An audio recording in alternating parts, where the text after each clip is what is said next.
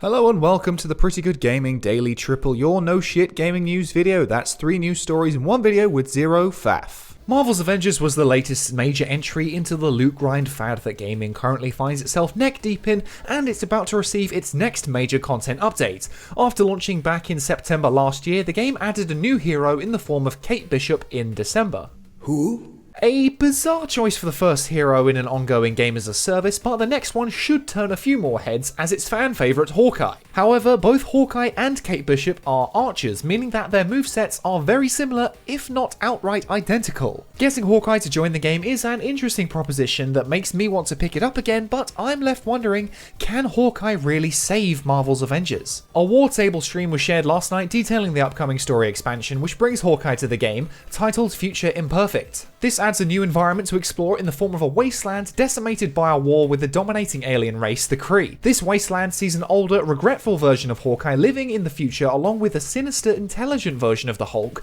known as Maestro. This version of the Hulk is the last remaining Avenger on Earth but has gone mad with all the destruction and chaos, leaving him as the king of the wasteland on a throne surrounded by trophies of fallen friends and foes. The story seems to be a time-hopping adventure where Hawkeye and Kate Bishop will travel forward in time and work together with the old Hawkeye of the future. Obviously, most of Hawkeye's moves are defined by his bow and arrow, but he also comes with a sword as a homage to his career as his other identity, Ronin. He can apparently use 10 different arrow types, including grapple arrows for traversal and combat. His intrinsic abilities involve boomerang arrows which bounce between targets, implosion arrows which draw enemies in, tripwire arrows that stagger enemies between a chain of lightning, rocket arrows which are used to parry enemies away, and pulsar arrows which build up energy over time before exploding. He can also rain arrows down from above, generate a healing field, and fire an AI-guided arrow that seeks out enemies as his 3 heroic special attacks. Looking at his gameplay, I am actually quite interested to play the game again. Of course, he comes with his own set of skins and emotes, but the character cards required to unlock cosmetics for DLC heroes will cost you about $10. Apart from that cosmetic price tag, this new content is coming to the game for free and seems pretty interesting,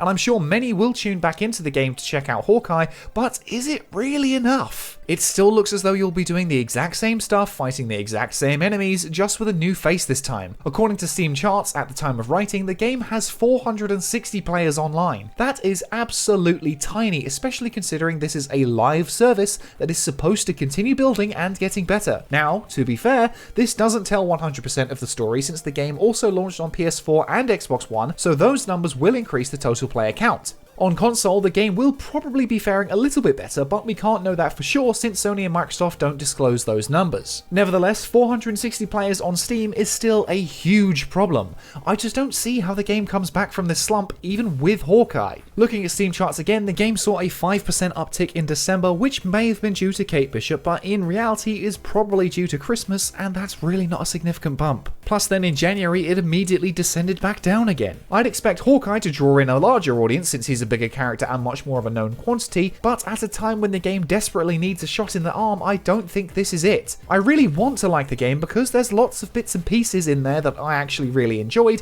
but in execution it ultimately fell completely flat. If the game had a major player like, say, Spider-Man coming out now, that would definitely stimulate much more interest. But let's not forget how the game has screwed over a huge portion of its user base by locking Spidey to Sony platforms, and that's not something people will soon forget. Hawkeye is cool and all, but he's no Spidey, is he? Plus, he's incredibly similar to Kate Bishop, and I can't see why they would release 2 such similar characters back to back. I feel like the game needs a big headline name like Wolverine or Doctor Strange or Black Panther to really pick up the pace this year. Oh, and of course, that's on top of fixing all the various issues the game already had, but to be fair, I don't know how well the game runs now, as I've not played it since launch, so they may well have improved it. The Future Imperfect expansion launches on March 18th, which is still a whole month away, but that is the same day the game will be launching on the new generation of consoles. On the plus side, this add-on does introduce Hawkeye's dog Lucky, so that's a good enough reason for me to at least boot the game up again. There are fans of the game out there, so I really hope you enjoy it, and I promise I am trying to be optimistic about this one, but they don't make it easy. And next up, Google Stadia hasn't been a total disaster, at least not yet, but it's definitely not looking good. The company announced at the start of the month that it was shutting down its internal first-party studios which were at work on content for Stadia. SG&E or Stadia Games and Entertainment, was shut down as the company claimed it was refocusing its business away from game development and towards being solely a platform for streaming. While that may have shocked some gamers, it most likely shocked the devs even more as they were literally praised the week before getting shut down. According to an email shared with Kotaku by its sources, Google's Vice President and General Manager Phil Harrison said to staff, "Stadia Games and Entertainment has made great progress building a diverse and talented team and establishing a strong lineup of Stadia exclusives. We will confirm the SG&E investment envelope shortly, which will, in turn, inform the SG&E strategy and 2021 objectives and key results." The devs apparently found out at the exact same time as the public did, which is both completely disgusting but not at all surprising. Google has a reputation for launching projects only to let them wither and die without communicating anything properly to the actual workers involved. Apparently, employees had to wait 3 days for more information on what was really going on until they could join a Q&A conference call with Harrison. Supposedly, he claimed to regret the situation, but also said that nothing had changed between praising the team and then immediately shutting them down. There's another word for that, isn't there, Harrison? Oh god, what is it? Oh yeah, lying. He's a liar.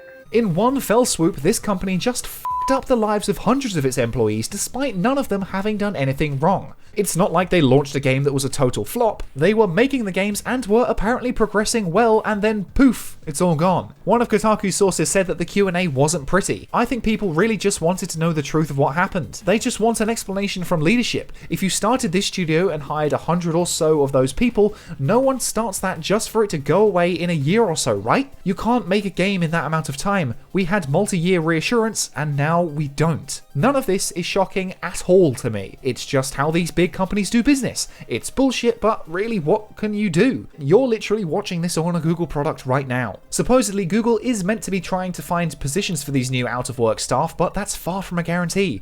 I'd expect them to say in their next meeting, "We're making great progress at finding you a new job." You're officially pardoned from life.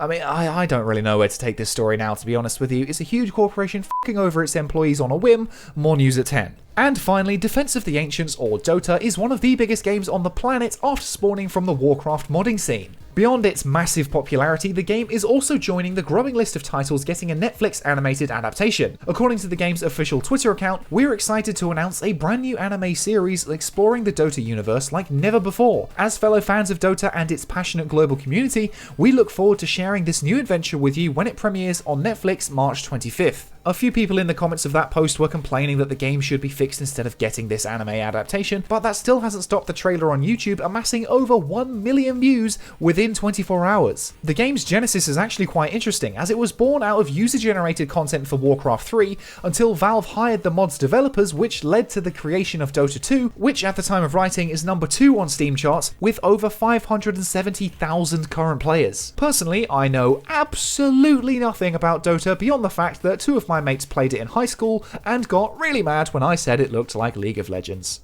They're the same picture. And that's it for today. If you enjoyed this no shit format, go ahead and give the video a like to give it a boost. Hit subscribe and the bell if you want to stay up to date on all future installments. Toss a coin to your YouTuber over at patreon.com/prettygoodgaming. That's all for today. I've been Henry Cooper. Bye for now.